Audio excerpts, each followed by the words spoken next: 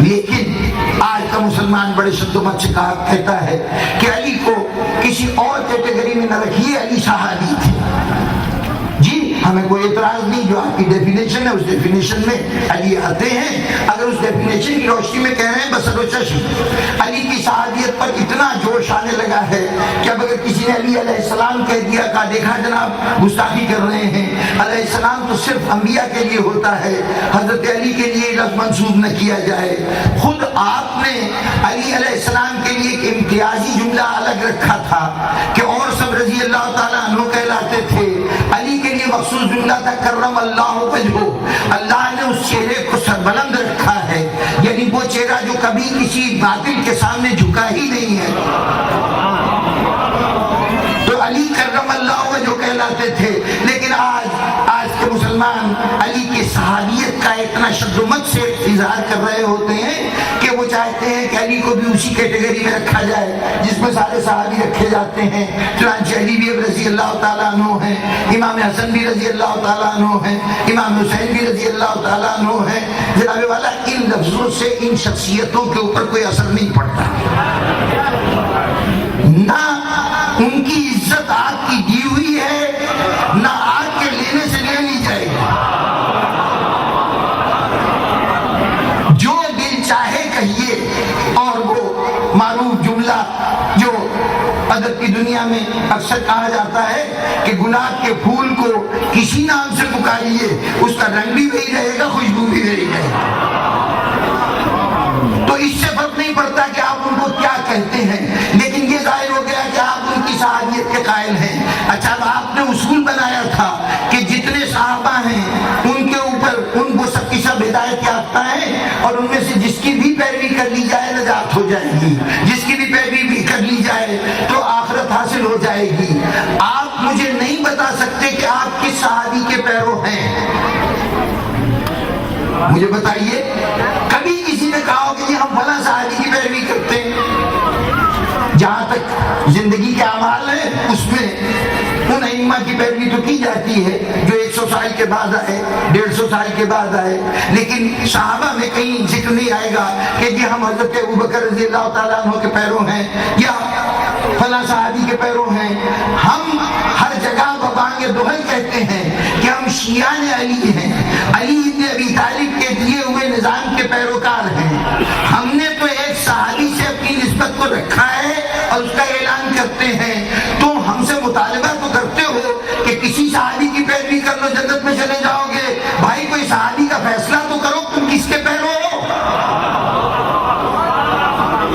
ہمارا تعلق تو صحابیت سے اتنا گہرا ہے کہ ہمیں تم نے نام ہی رکھ دیا، یہ ہمارا رکھا ہوا نام نہیں ہے۔ یہ جو شیعہ ہم کہلاتے ہیں ہمارا رکھا ہوا نام نہیں ہے۔ شیعہ کا مطلب ہے کہ پارٹی ہونا، کسی کے پیروی کرنا، کسی کے ارشادات کے اوپر عمل کرنا۔ تو ہمارا اصل نام ہے شیعان حیدر کرار، شیعان علی ابن ابی طالب۔ جب آپ نے شیعان علی ابن ابی طالب کہہ دیا تو اس کا مطلب ہے کہ ہمارے تو ایک صحابی کے پیرو ہونے کا آپ نے اقرار کر لیا، لیکن خود آپ کس کے پیرو ہیں آج تک معلوم نہیں، پھر اصرار یہ کہ تم نہیں مانتے۔ کتنی عجیب بات ہے،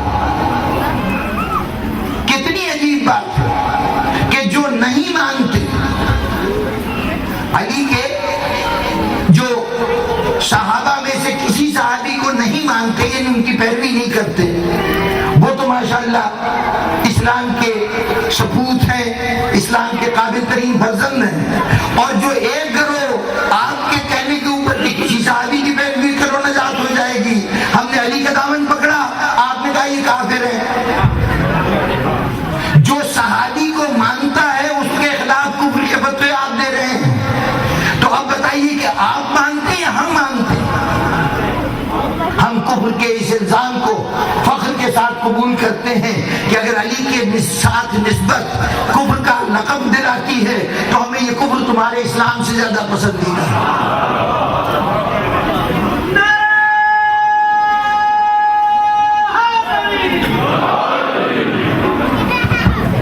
آئیے ذرا ماننے والوں کا حال دیکھیں اور نہ ماننے والوں کا حال دیکھیں۔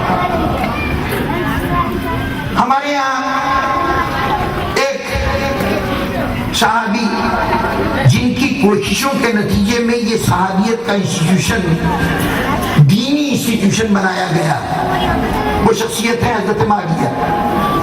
انہوں نے، ان کے پاس حقیقت یہ ہے کہ فضائل کے باب میں کچھ بھی نہیں تھا دامن میں، یہ میں نہیں کہہ رہا ہوں، بڑی مشکل ہے کہ باتوں کی وضاحت تفصیل کے ساتھ کرنی اس لیے پڑ جاتی ہے کہ ظاہر ہے کہ ہمارا یہاں کا محترم مجمع بہت ساری تاریخی حقیقتوں سے یا بہت سی وہ دین سے متعلق تفصیلات ہیں جو ان کی نگاہوں میں موجود نہیں ہوتی، اور اس کی وجہ سے بات اوپر اوپر سے گزر جاتی ہے، پوری طرح مسئلہ سمجھ میں نہیں آتا۔ لیکن جہاں کہیں وہ مولانا اظہر حسن زیدی صاحب قبلہ ایک شخصیت تھے، وہ فرمایا کرتے تھے کہ بھائی دل تو چاہتا ہے کہ عرض کروں، لیکن جہاں عرض کرنے لگتا ہوں طول خود بخود پیدا ہو جاتا ہے۔ اب یہ لٹریچر کے آدمی محسوس کر سکتے ہیں اس جملے کے حسن کو کہ جب عرض کرنے لگتا ہوں تو اس میں طول خود بخود پیدا ہو جاتا ہے، اور مجھے طول سے متنبع کرنے کے لیے بالکل میرے سامنے گھڑی لگائی گئی ہے، تو اس لیے کوشش یہ ہوتی ہے کہ میں ذہنیات میں نہ الجھوں، لیکن جہاں وضاحت کی ضرورت ہوتی ہے وہاں بات کو کوئی تھوڑا بہت تفصیلات اس کی عرض کرنی پڑتی ہے۔ نہیں جناب، بات تو زندگی کے اور بھی مشاغل ہیں، اور ذمہ داری کو جو سپرد ہے اس کو صحیح طور پہ ادا ہونا چاہیے۔ بات تو صحابیت کا مسئلہ جب ہمارے سامنے آیا تو اب صورتحال یہ ہے کہ ہم نے تو صحابیت کو اس انداز سے قبول کیا۔ آپ نے کہا کہ جناب وہ ایک صاحب تھے کہ جنہوں نے کتابت قرآن کی، جنہوں نے حضور کے پاس دست مبارک پر ایمان لے آئے۔ اب آج ان کے فضائل میں بہت سی باتیں بہت سے لوگ بیان کرتے ہیں، لیکن ایک شخصیت ہے جناب امام نسائی، جنہوں نے وہ 6 کتابیں جو ہمارے اہل سنت بھائیوں کے ہاں سب سے زیادہ معتبر سمجھی جاتی ہیں، صحیح بخاری، صحیح مسلم، ابن ماجہ، ابو داؤد، ترمذی اور نسائی، یہ 6 کتابیں ہیں جو سب سے زیادہ معتبر سمجھی جاتی ہیں۔ ان امام نسائی نے ایک کتاب لکھی خصائص علی ابن ابی طالب۔ جب عام طور پر یہ جتنی کتابیں ہیں اس میں ایک چیپٹر ایسا ضرور ہوتا ہے جس کے اندر مناقب بیان کیے گئے، فضائل بیان کیے گئے ہیں، حضور کی وہ احادیث جمع کی گئی ہیں جو آپ نے اپنے ساتھیوں میں سے کسی کی شان میں کچھ کہا ہے، ان کی جو فضیلت ہے وہ جمع کی گئی ہے۔ امام نسائی جب صحیح نسائی میں، جو سنن نسائی ان کی کتاب ہے حدیثوں کا مجموعہ، اس میں حضرت علی کے لیے حضور کے ارشادات جمع کر کے لکھنے لگے تو معلوم ہوا کہ ان کی کتاب کی ضخامت بہت بڑھ جائے گی۔ انہوں نے کہا علی کے فضائل کو اس کتاب میں تفصیل سے لکھنے کے بجائے اس کے اوپر الگ کتاب لکھتے ہیں۔ چنانچہ فضائل علی پر امام نسائی 6 مستند ترین کتابوں میں سے ایک کتاب سنن نسائی کو لکھنے والے۔ یہ جو کچھ میں کہہ رہا ہوں حوالے کے لیے عرض کر دوں کہ جو صحیح نسائی کا ترجمہ، سنن نسائی کا جو ترجمہ اردو زبان میں کیا گیا ہے وہ ایک بہت بڑی شخصیت ہے، علامہ وحید الزمان صاحب، انہوں نے ترجمہ کیا ہے۔